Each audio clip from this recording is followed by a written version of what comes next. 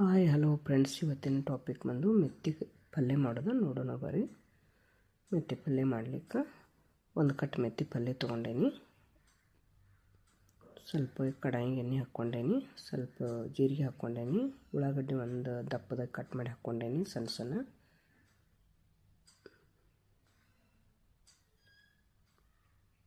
ಅಲ್ಲ ಬೆಳ್ಳುಳ್ಳಿ ಪೇಸ್ಟ್ ಒಂದು ಸ್ಪೂನ್, ಒಂದೆರಡು ಹಸಿಮೆಣಸಿನ್ಕಾಯಿ, ರುಚಿ ತಕ್ಕಂತೆ ಉಪ್ಪು,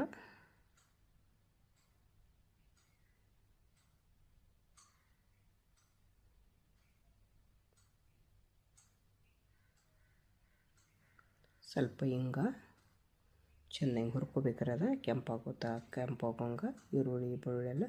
ಇದು ಮೆತ್ತಿ ಪಲ್ಯ ರೀ. ಇದು ಸೋಸ್ಕೊಂಡು ಕ್ಲೀನಾಗಿ ತೊಳ್ಕೊಂಡು ಕಟ್ ಮಾಡ್ಕೊಂಡೇನಿ. ಇದು ಕಟ್ ಮಾಡಿದ ಬಳಕ ತೊಳಿಬಾರ್ದು,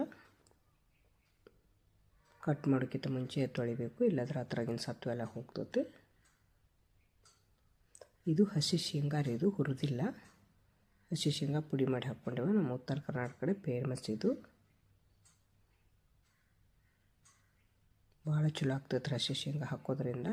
ಇದ್ರಾಗ ನೀರು ಹಾಕಬಾರ್ದು, ಹಂಗೆ ಉಗಿದ ಮ್ಯಾಗ ಬೇಯಿಸ್ಬೇಕು. ಒಂದೆರಡು ನಿಮಿಷ ಮುಚ್ಚಿಟ್ಟು ಬೇಯಿಸಿದ್ರೆ ಅದಕ್ಕೆ ಕುದೀತೈತಿ, ನೀರು ಹಾಕೋ ಅವಶ್ಯಕತೆ ಇಲ್ಲ. ನೋಡ್ರಿ ಎಷ್ಟು ಚಂದ ಕುದೀತ. ಅದ್ರಾಗ ಶೇಂಗಾ ಪುಡಿನೂ ಕುದೀತೈತಿ. ಒಂದು ಸಲ ಮಾಡಿ ನೋಡಿರಿ, ಭಾಳ ಚಲೋ ಹತ್ತೈತೆ. ರೊಟ್ಟಿ ಜೊತೆ ರೀ, ಚಪಾತಿ ಜೊತೆ ಭಾಳ ಚಲೋ ಆಗ್ತದೆ ರೀ ಇದು. ರೊಟ್ಟಿ ಜೊತೆ ಅಂತೂ ಭಾಳ ಚಲೋ ರೀ ಇದು.